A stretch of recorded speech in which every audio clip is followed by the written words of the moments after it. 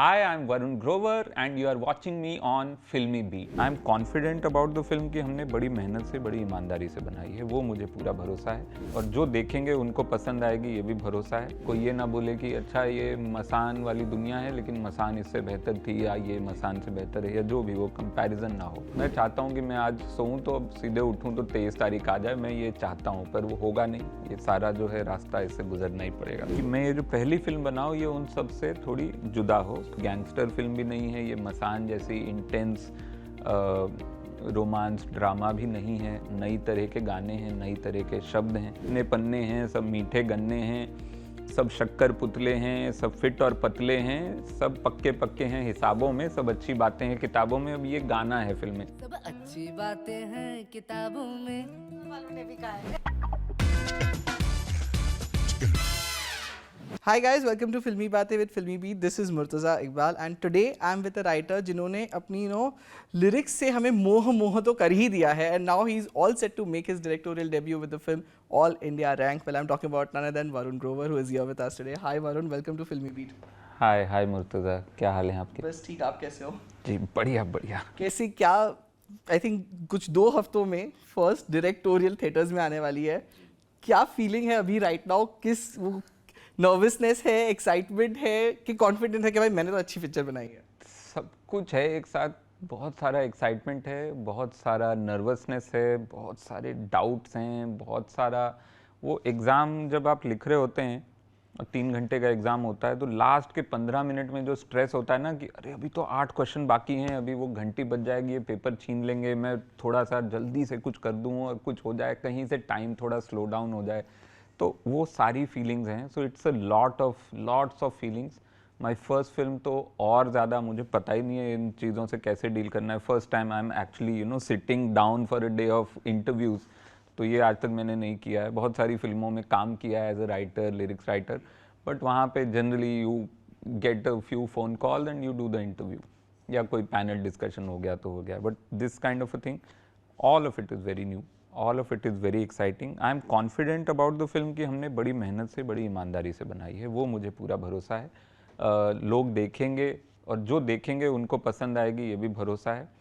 बस वो लास्ट का वो जो 10-12 दिन जो है ना, मैं चाहता हूँ कि मैं आज सोऊं तो अब सीधे उठूं तो 23 तारीख आ जाए, मैं ये चाहता हूँ, पर वो होगा नहीं। ये सारा जो है रास्ता इससे गुजरना ही पड़ेगा। सो राइट, ऑफ कोर्स जैसे you are a national award winning lyricist, Sacred Games लिखी है आपने, मसान लिखी है, your work as a writer has always grabbed everyone's attention. पर जब अब आप एक डायरेक्टोरियल डेब्यू करने जा रहे हैं तो आपको कहीं ना कहीं ये प्रेशर था कि I have to live it up to it, कि बिकॉज जब एक हो जाता है ना नेशनल अवार्ड विनर, एक बहुत बड़ी चीज़ हो जाती है जब एक अटैचमेंट ऐसा आ जाता है, तो वो कहीं प्रेशर फील हो रहा था जब ऑफकोर्स जब बना रहे थे या जब सोचा कि I have to make a directorial debut? ये सवाल मैंने अपने अंदर बहुत दबा के रखा था, लेकिन अब आपने पूछ लिया है तो ये बोलना पड़ेगा। प्रेशर तो फील हो रहा है और ये सच है कि वो जो पहले का काम है उसका जो भी एक लोगों के दिमाग में एक इम्प्रेशन है कि भाई मसान लिखी है या सीक्रेट गेम्स लिखा है या मोमो के धागे या और गाने लिखे हैं, तो वो सारी चीज़ें yes they are part of my work and work profile and my identity now, तो उनसे प्रेशर तो बनता है। पर इसलिए भी मैंने कोशिश की कि मैं ये जो पहली फिल्म बनाऊँ ये उन सब से थोड़ी जुदा हो, थोड़ा अलग दुनिया हो। ये गैंगस्टर फिल्म भी नहीं है, ये मसान जैसी इंटेंस रोमांस ड्रामा भी नहीं है, ये एक कमिंग ऑफ एज फिल्म है। तो वो एक पहली मेरी कोशिश थी कि पहली फिल्म में उन सब चीज़ों से अलग बनाऊं जो अभी तक किया है मैंने, ताकि वो कंपैरिजन, डायरेक्ट कंपैरिजन ना आए। कोई ये ना बोले कि अच्छा ये मसान वाली दुनिया है लेकिन मसान इससे बेहतर थी या ये मसान से बेहतर है, या जो भी, वो कंपैरिजन ना हो। या सीक्रेट गेम्स, बंदूक तो मैं खैर दोबारा देखना नहीं चाहता हूँ दुनिया ज़िंदगी में कि किसी शो में, या मैं नहीं चाहता कि मैं कुछ भी ऐसा लिखूँ जिसमें बंदूक और पुलिस और गैंगस्टर हो। वो हो गया, वो सीक्रेट गेम्स 2 सीज़न करके बहुत सारी बंदूकें देख ली हमने, तो वहाँ तो मैं दोबारा जाऊँगा भी नहीं। वो कोशिश थी, वो प्रेशर है, और मुझे जिस चीज़ पे भरोसा है वो ये है कि ये ओरिजिनल यूनिक कहानी है। इसमें जो ईमानदारी है, जो ऑथेंटिसिटी है, वो मेरे हिसाब से, मतलब मैं जितना करना चाहता था उतनी आई है। गाने हमारे बहुत यूनिक हैं, 5 गाने हैं, और लिरिक्स पे भी क्योंकि बहुत कंपैरिजन होगा और बहुत सारे सवाल आएंगे कि अच्छा वो वैसा था और ये गाना अपनी फिल्म के लिए देखो इसने कैसा लिखा है, या जो भी कुछ भी हो सकता है। तो वो मुझे पता है कि हमने जो 5 गाने इसके लिए बनाए हैं वो भी बड़े रिफ़्रेशिंग, नया साउंड है, नई तरह के गाने हैं, नई तरह के शब्द हैं, नई दुनिया है, उसी दुनिया से वो निकले हैं गाने। तो उस तरह के गाने मेरे क्या किसी भी हिंदी फिल्म में मतलब उस तरह का गाना नहीं है अभी तक, ये मैं पक्का जानता हूँ कि सब अच्छी बातें हैं किताबों में, सब सुंदर रातें हैं किताबों में, सब फेयर हैं, लवली हैं, सब उड़ती सी मछली हैं, सब चिकने पन्ने हैं, सब मीठे गन्ने हैं, सब शक्कर पुतले हैं, सब फिट और पतले हैं, सब पक्के पक्के हैं हिसाबों में, सब अच्छी बातें हैं किताबों में। अब ये गाना है फिल्म में, तो अब इस तरह का गाना मुझे नहीं याद है कि हिंदी फिल्म में कहीं भी एजुकेशन सिस्टम पे एक तरह का सटायर भी है, साथ में नुक्कड़ नाटक जैसा बच्चों का गीत भी है, तो वो नहीं आया है। तो ये मुझे पता है कि ये नया है, और नया है बस मेरी यही कोशिश होती है, नया है, अब अच्छा बुरा ऊपर नीचे वो सब तो जनता डिसाइड करेगी। ऑफ कोर्स जैसे ट्रेलर से पता चल रहा है कि आईआईटी एक this kind of basic concept है आपकी मूवी का, तो वो कैसे आइडिया आया कि इस पे मैं बनाऊं? क्या कहीं ऐसे मन में कहीं इच्छा थी कि मैं भी आईआईटी ट्राई करूं, और अब मेरी मूवी में आप वो कर रहे हैं? हाँ नहीं, मैंने तैयारी की थी, मैं 98-99 में मैंने तैयारी की, 1998-99 में लखनऊ में आईआईटी कोचिंग की। मैंने कोचिंग की 1 साल, और उस साल का जो ट्रॉमा था वो मुझे याद रह गया। वो ट्रॉमा मेरे दिमाग में अभी भी बड़ा एकदम ऐसा प्रेजेंट है। और मैंने एक्चुअली क्लियर किया एग्ज़ाम आईआईटी जेईई में, गया आईआईटी, मैंने पढ़ाई की, मैंने सिविल इंजीनियरिंग की पढ़ाई की है आईआईटी बीएचयू से, बनारस हिंदू यूनिवर्सिटी से। और मैंने आईआईटी, मेरा 2500 रैंक आया था उस साल, 2556 मुझे रैंक तक याद है। देखिए, तो मैं गया था, लेकिन मैंने देखा कि उस साल कितने सारे और बच्चे थे जो नहीं क्लियर कर पाए थे, और उनके साथ पूरी ज़िंदगी का एक तरह का मलाल भी रह गया, एक फीलिंग रह गई कि हमने एक कोई बहुत बड़ा एक कंपटीशन हम हार गए। वो फीलिंग क्यों आती है बच्चों के अंदर, वो फीलिंग क्यों, कौन देता है उनको? सोसाइटी देती है, पेरेंट्स देते हैं, टीचर्स देते हैं, दोस्त देते हैं। उन सारी चीज़ों को जोड़कर मैंने ये फिल्म बनाई कि जो सक्सेस पा लेते हैं उनकी ज़िंदगी और जो नहीं पाते हैं उनकी ज़िंदगी में कितना फ़र्क है, और उनकी ज़िंदगी किस तरह से उससे डील करती है। तो वो मैं चाहता था कि वो एक मुद्दा बने इस फिल्म का, और वो अपनी ज़िंदगी से, पर्सनल एक्सपीरियंसेस से ही निकला था, इसलिए मैंने ये फिल्म बनाई। Right, of course education system पे हमने बहुत सी मूवीज़ देखी है। जस्ट रिसेंटली लास्ट ईयर हमने 12th फेल देखी, which did very well at the box office and everything. तो कहीं ना कहीं ऑफकोर्स 12th फेल एक बहुत ही रीसेंट फिल्म थी, अब आपकी मूवी आ रही है। When I watch the trailer, of course I am not saying कि वो सेम लग रही है, बट वो कहीं वो कोचिंग का, क्लासेस का, someone who is an underdog coming and trying to make his mark, ये सब कंपेरिजन्स ऑडियंस से भी शायद से आएंगे। So are you like ready for it कि भाई कंपेरिजन्स होने वाले हैं? हाँ, मैं रेडी हूँ, और वो उसमें कोई मतलब मैं ना तो उसको कंट्रोल कर सकता हूँ, और मैं खुद अगर ऑडियंस की तरह देखूँ इससे थोड़ा हटके तो मैं भी कंपेयर करता। मैं मतलब as a film buff, people who observe cinema, who observe trends in cinema, they will compare and that's fine. मुझे लगता है कि कंपैरिजन होने में कोई बुराई भी नहीं है। लोग कोई सोचें कि अच्छा 12th फेल आई थी, अब उसी जैसी एक और फिल्म आ रही है, तो अच्छा है अगर वो कंपैरिजन हो रहा है। 12th फेल बहुत खूबसूरत फिल्म थी, मुझे बहुत अच्छी लगी। उसी बहाने कुछ लोग देखने आ जाएंगे, हो सकता है कि अच्छा 12th फेल जैसी हो, या उस दुनिया की कहानी है तो हम देखते हैं एक और कहानी। जैसे अब कुछ लोग हैं जिनको लव स्टोरीज पसंद आती हैं, तो वो ढूंढते हैं कि अच्छा अब कौन सी लव स्टोरी आ रही है, या रोम कॉम है, या एक्शन है। तो उस तरह का एक अगर एजुकेशन सिस्टम पे बनी हुई फिल्म को हम एक जॉनर माने, तो जिसमें 3 इडियट्स भी है, जिसमें 12th फेल भी है, और जिसमें अब ऑल इंडिया रैंक भी है, तो मुझे लगता है कि अच्छा जॉनर है ये, एक तरह का जॉनर है कि यूथ स्टोरीज़, और यूथ किस तरह की प्रॉब्लम से जूझता है हमारे देश में और कैसे उनसे उबरता है, उस कहानी को अगर जॉनर माना जाए तो अच्छा जॉनर है। और उसमें लोगों को आना चाहिए, कंपेयर करने के लिए आ जाएं कि भैया इसमें ये था और उसमें वो था। मैं बोलता हूँ लिस्ट बना लो कंपेयर करके कि इसमें मैच द फॉलोइंग वाली। तो अगर कंपैरिजन होता है तो अच्छी बात है, अगर नहीं होता है तो भी अच्छी बात है। अगर ये कहानी लोगों को लगता है कभी नहीं कही गई है, जो मुझे लगता है कि ये कहानी नहीं कही गई है, भले ही इस जॉनर में, इस स्पेस में आईआईटी कोचिंग के बारे में और फिल्में बनी हैं, टीवी सीरीज़ बने हैं, लेकिन ये कहानी इस पर्सनल तरीके से, इस ऑथेंटिसिटी से और इस टेक से, इस मकसद से नहीं कही गई है, ये मुझे पक्का मालूम है। तो वो मेरे लिए इस फिल्म का, उस पे मुझे पूरा कॉन्फिडेंस है कि जो भी देखेगा वो ये जान जाएगा कि ये कहानी इस तरह से किसी ने नहीं कही है और ये एक कहने लायक कहानी है, and that's what I am confident about. Right, you know Varun, I would like to know कि कहीं पे भी when of course anyone is making the directorial debut, उनको लगता है कि थोड़ा एक वेल नोन फेस हो मेरे पोस्टर पे कि यू नो कि ऑडियंस को ग्रैब कर सके, but I think you have almost gone ahead and taken like relatively और न्यू कमर्स ओनली। तो वो कहीं लाइक एक डिसीजन था कॉन्शियस कि मैं भी पहली बार आ रहा हूँ तो न्यू कमर ही लाओ, या फिर you approach maybe some other actors and maybe उन्होंने मना कर दिया, ऐसा कुछ था? किसी भी नॉन फेस को, किसी भी नॉन एक्टर को अप्रोच नहीं किया था। शुरू से ये कोशिश थी कि एकदम फ्रेश एक्टर्स होने चाहिए, someone who looks like this person. मतलब जब कोई फिल्म देखे तो कोई ये सोचे ही नहीं कि बोधिसत्व शर्मा जिसने विवेक का किरदार किया है कोई एक्टर है, उसको लगे कि विवेक ही है, या शशि भूषण जो फादर बने हैं वो फादर ही, वो शशि भूषण वही हैं असल ज़िंदगी में। तो वो फीलिंग हमारे लिए बड़ी ज़रूरी थी to capture the authenticity of the time and place and cinema.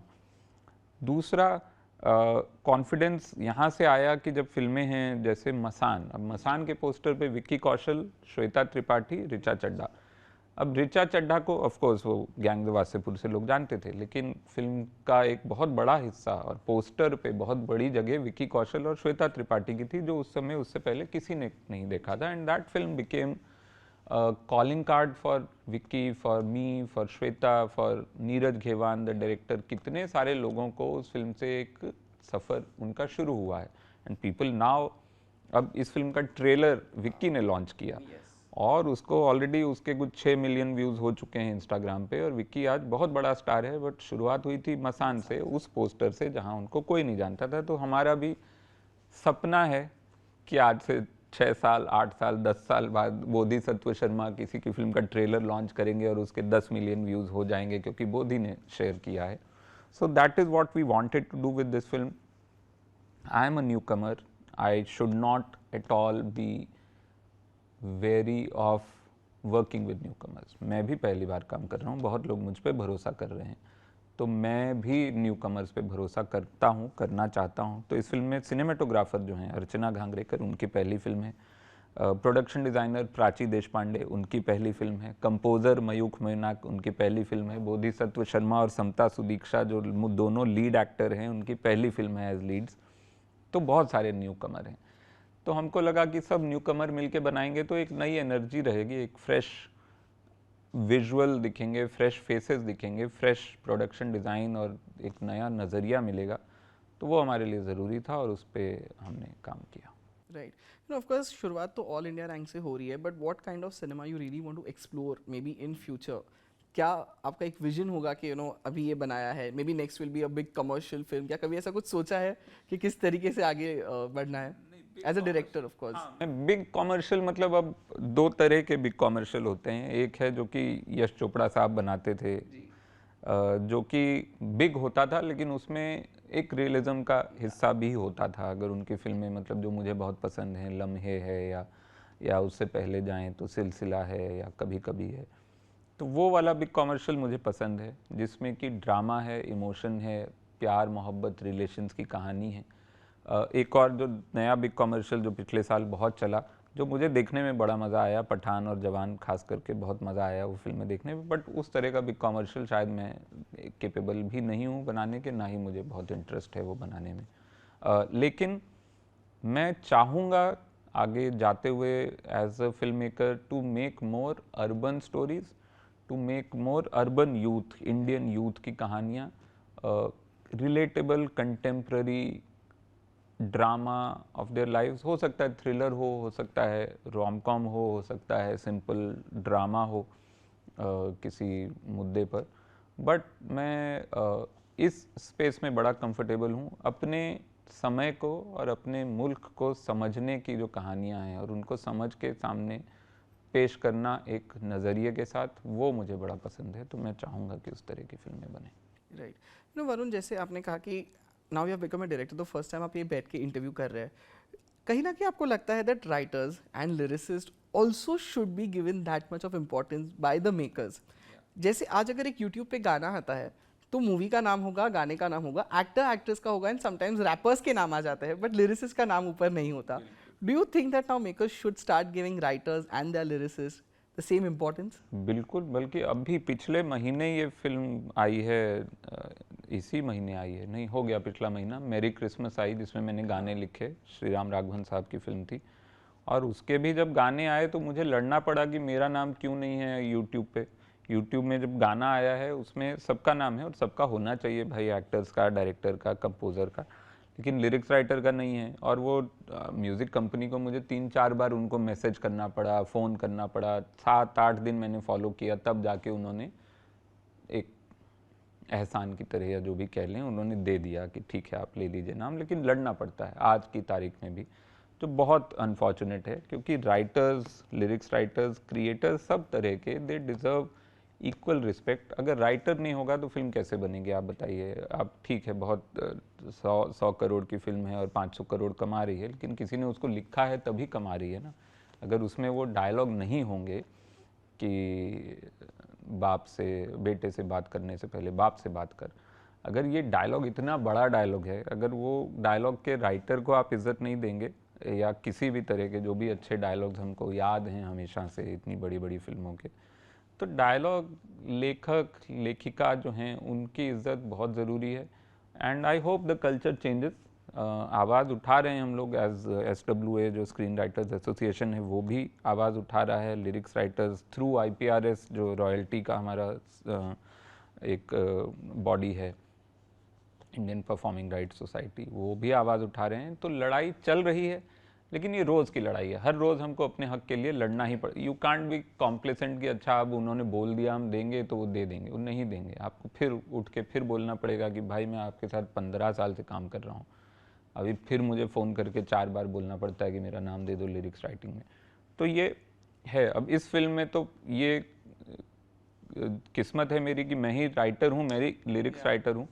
तो ये पहली बार हो रहा है कि लिरिक्स राइटर के इंटरव्यू हो रहे हैं, राइटर के और डायरेक्टर के भी हो रहे हैं, साथ ही साथ तीनों एक ही इंसान है. बट लिरिक्स राइटर, अगर आप मान लें कि एक लिरिक्स राइटर का इंटरव्यू हो रहा है, तो ये सोच के मुझे बड़ा अच्छा लग रहा है कि लिरिक्स राइटर के दिन भर इंटरव्यू हो रहे हैं. मैं भूल जा रहा हूँ कि मैं डायरेक्टर हूँ, वो तो अभी बन रहा हूँ. तो एज ए लिरिक्स राइटर मैं दिन भर इंटरव्यू कर रहा हूँ, ये अच्छा है. Right.